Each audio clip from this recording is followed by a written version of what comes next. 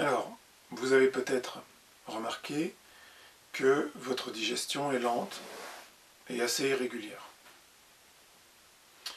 Vous avez peut-être remarqué que vous avez souvent froid ou que la chaleur peut vous incommoder de façon assez violente. Vous avez remarqué qu'au niveau circulation sanguine, on n'est pas au top, avec des phénomènes de le nez, les oreilles rouges, les mains qui peuvent rougir ou blanchir, même sans raison de température vraiment valable.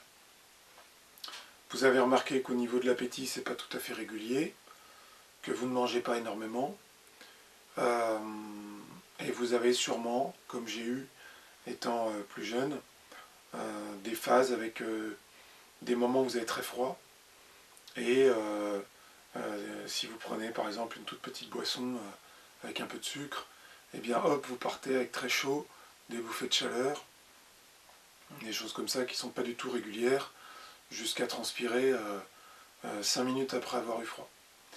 Donc, moi je vois ça comme un problème global du métabolisme. On vous a sûrement prescrit de la L-carnitine. Ouais, ça booste un peu, ça augmente un petit peu le métabolisme. C'est comme si pour nous, le temps passé au ralenti, c'est comme si on était sous-motorisé.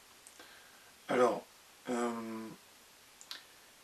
je pense être sorti de cette zone-là, que j'ai pourtant connue toute ma vie, c'est-à-dire qu'à partir de 13-14 ans, j'avais des bouffées de chaleur régulièrement en fin d'après-midi, en classe. Et puis ensuite, 16, 18, 20, c'était à partir de 14-15 heures. C'est comme si j'étais surchargé d'énergie à l'époque. Et après 28 ans, j'ai commencé à avoir des sensations de froid le soir, rarement. Et puis passé 35 ans, c'est tous les soirs. Aujourd'hui, je dirais que c'est plus régulier, mais c'est quand même moins fort parce que j'ai progressé. Alors je vais vous dire comment j'ai progressé. Encore une fois, je vais vous parler d'énergie et de mouvement. Je précise aussi que j'ai toujours eu du mal à prendre du poids, sans jamais chercher bien sûr, forcément, mais disons que je pouvais faire beaucoup d'écarts et je n'avais pas énormément de... Je faisais pas le yo-yo comme certaines personnes qui ont des phases où elles mangent beaucoup et hop, elles prennent un poids énorme. C'était très très lisse, hein. Je pouvais avoir des périodes d'un mois où je mangeais n'importe comment et puis le mois suivant c'était très léger. Ça ne jouait pas énormément sur mon corps. Par contre, à partir de 37-38 ans, ça a commencé à avoir des conséquences assez immédiates, c'est-à-dire que j'ai commencé à stocker du gras de façon plus évidente. Là d'ailleurs, j'ai passé 1 mois et demi après les fêtes à continuer de manger beaucoup et manger sucré, et j'ai pris beaucoup de kilos. Donc c'est comme si on n'utilisait pas nos graisses correctement, c'est comme si on ne brûlait pas bien l'oxygène, c'est comme si la digestion n'était pas très efficace, n'était pas très rapide, c'est comme si tout ça. En fait, je vois un petit peu ça comme du temps qui passerait moins vite pour nous, ou alors un moteur qui ne serait qu'au ralenti. Voilà. Alors je dis souvent qu'on est des Formule 1, et pourtant là, ça peine un petit peu. Et en fait, pas du tout. Moi, je pense que le corps s'ennuie vite. Voilà. Je veux dire, vous savez, l'activité cérébrale qu'on a est intense. Vous savez qu'on est très bon sprinter, qu'on est très courageux, qu'on va au fond de toutes les choses. Je veux dire, ça, c'est le profil d'une planche de surf. C'est pas le profil d'un vieux ballon de baudruche dégonflé. Donc je ne peux pas croire que notre corps soit faible, mou, fragile, voilà. Je ne pense pas qu'il soit amorphe. Je pense qu'en fait, il ne trouve pas à produire son énergie comme il le voudrait, et que donc, il y a tout un tas de perturbations qui arrivent. Je prends l'exemple avec une voiture de rallye. Au ralenti, une voiture de rallye, c'est une vraie galère. Ça va pas. Même à démarrer déjà, il faut insister très longtemps. Pourquoi ? parce qu'elle est calée pour un fonctionnement optimal à très haut régime. C'est là que tout trouve son équilibre. Et mécaniquement, tout s'explique, on est obligé, pour obtenir la puissance à haut régime, de la prendre dans les bas régimes, de laisser tomber avec les bas régimes qui ne seront pas exploités. Voilà. Et donc le corps du syndrome d'Ehlers-Danlos, moi je pense qu'il fonctionne comme ça, je le constate dans le sport quand je me dépasse. Et donc je pense qu'il a besoin de se défouler et qu'il a aussi besoin de se reposer.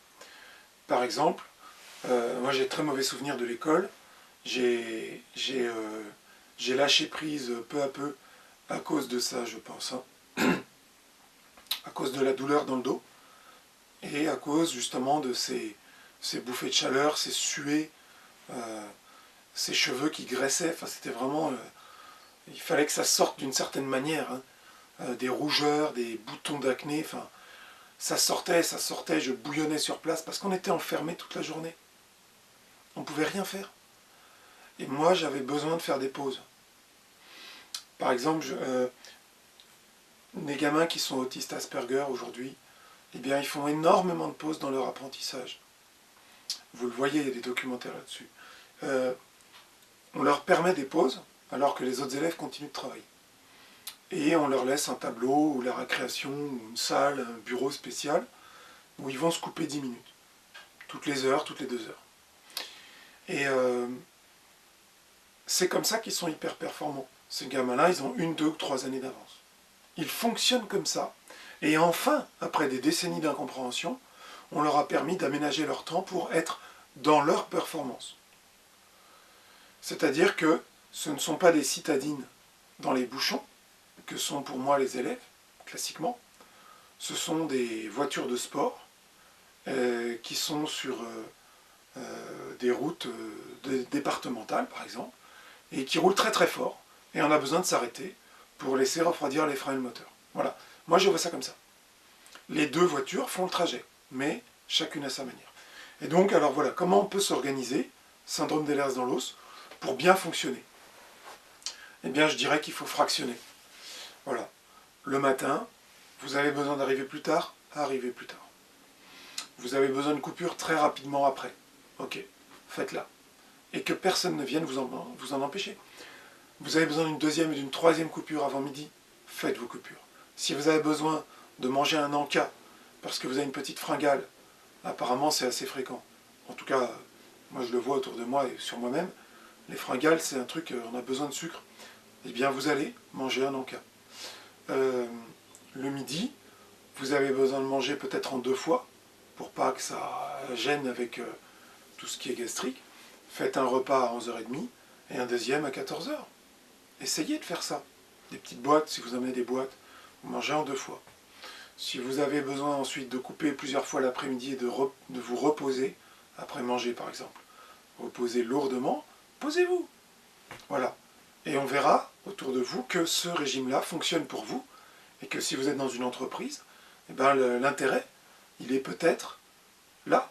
C'est-à-dire qu'on a embauché une personne qui a un statut handicapé ou qui a une faiblesse et qu'on accepte. Et puis on aménage et on s'aperçoit qu'en fait cette personne, elle fait un boulot qui est d'une grande qualité, qui a de la profondeur, que cette personne est force de critique et de proposition, qu'elle fait vraiment avancer les choses, parce qu'elle arrive à aménager son temps. Et il se trouve qu'elle fait peut-être le même travail qu'une autre, avec 1 heure ou 2 de moins de travail effectif dans la journée, le boulot est quand même bouclé.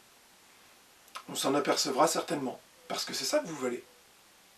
C'est comme ça que vous fonctionnez, intensément, par segment. Donc à vous d'imposer votre rythme et de ne pas vous laisser emmener sur le rythme d'un autre. Quand je vais faire du sport, je ne suis pas forcément le coaching d'un autre, bien que je sois entouré. Je vais aménager. Quand je baisse les bras avant un autre, j'ai aucun problème avec ça. Quand je prends moins lourd qu'un autre, j'ai aucun problème avec ça. Par contre, mon combat, il n'est peut-être pas capable de le mener. Donc vous voyez, il n'y a pas besoin de se gêner pour autrui. C'est simplement des différences de fonctionnement. Ça ne veut pas dire que vous êtes inférieur. Alors le métabolisme. vous pouvez le lisser et vous pouvez l'augmenter. Si vous mangez extrêmement bien, si vous dormez très très bien et que vous vous hydratez abondamment, j'insiste à chaque fois à l'hydratation, hyper important. Si vous allez aux toilettes quand vous voulez ou même en anticipant, sans attendre qu'il y ait une sonnette qui vous le permette, ou qu'il y ait un moment où les autres y vont, quand vous voulez, eh bien vous facilitez le transit général. Si vous faites de l'effort régulièrement, je dis bien régulièrement, le plus régulièrement possible, alors vous donnez à votre corps des habitudes de régularité. Et si vous faites, plutôt qu'un sport extrêmement intense une fois dans la semaine, si vous faites 4 séances légères, c'est beaucoup plus efficace. Vous êtes dans l'apprentissage de la continuité, de la régularité, du lissage, et votre corps va avoir un métabolisme qui va se caler sur ces rythmes que vous lui donnez intelligemment. Et donc, vous allez arriver à donner à cette machine un fonctionnement sans à-coups, ce qui est très bien et sans surprise pour vous. Quand vous avez des baisses dans la santé généralement, vous en avez souvent, vous allez augmenter un petit peu votre effort, mais en allégeant sa charge, dans le temps et dans l'intensité. Mais vous allez augmenter la régularité, et mieux vous reposer, dormir plus, manger peut-être un tout petit peu moins. Et vous verrez qu'en ayant le contrôle mental sur justement ce rythme de vie, vous pouvez tout à fait obtenir que votre corps manifeste moins de l'hypoglycémie, de la fringale, du manque d'oxygène, de la soif, des migraines, des douleurs, de l'insomnie. C'est vaste pour nous, je sais, mais tout ça, vous pouvez le baisser un petit peu en organisant un rythme. Si vous vous laissez aller au quotidien, à faire n'importe quoi, à être oisif à la maison, à attendre que tout vienne de l'extérieur, eh bien, je ne pense pas que vous puissiez obtenir un quelconque apaisement intérieur et une quelconque augmentation de ce métabolisme. De la même manière que vous pouvez aussi méditer avec, donc c'est du repos mais avec un contrôle mental. Vous pouvez le faire de plein de manières. Et vous concentrer sur des thématiques sur lesquelles vous allez rester par exemple bloqué pendant une demi-heure pour essayer de voir en profondeur comment un aspect de ma vie je peux le considérer, une question, un souci, quelque chose de très positif, un souvenir, n'importe quoi. Et ça vous vous dites, voilà, tous les soirs, avant de me coucher, ou tous les matins au lever. Le fait de réguler comme ça vos activités va beaucoup vous aider. Évidemment, dans l'intensité du sport, vous allez demander à votre corps un effort respiratoire, circulatoire, d'assimilation, de nutrition ensuite. Vous allez lui demander une accélération de l'éjection de toutes les toxines. Évidemment, si vous montez en intensité dans le sport, votre corps, le métabolisme général augmente. Moi, je le vis avec les phases. L'hiver, on prend de la masse, l'été, on sèche. Bon, moi, j'ai tendance à pas trop faire ça pour la musculation, mais je le vis parce que quand je suis sur des semaines ou des mois où j'ai beaucoup de séances intensives, ben je mange plus, je dors plus, je fonctionne plus et je suis capable de jardiner. Je suis capable d'aller faire des courses, je suis capable de soulever des choses qui me paraissent être rien du tout à ce moment-là. Et toutes ces choses de la vie quotidienne qui sont lourdes, qui sont douloureuses, me paraissent beaucoup plus faciles à appréhender, beaucoup moins pénibles. Voilà pour le métabolisme. J'avais parlé dans une autre vidéo de travail dans le froid. Si vous vous mettez dans l'eau froide, dans l'air froid, dans la neige, dans le vent froid, régulièrement si vous le pouvez, à ce moment-là, vous allez demander à votre corps de faire un effort de production, de transformation.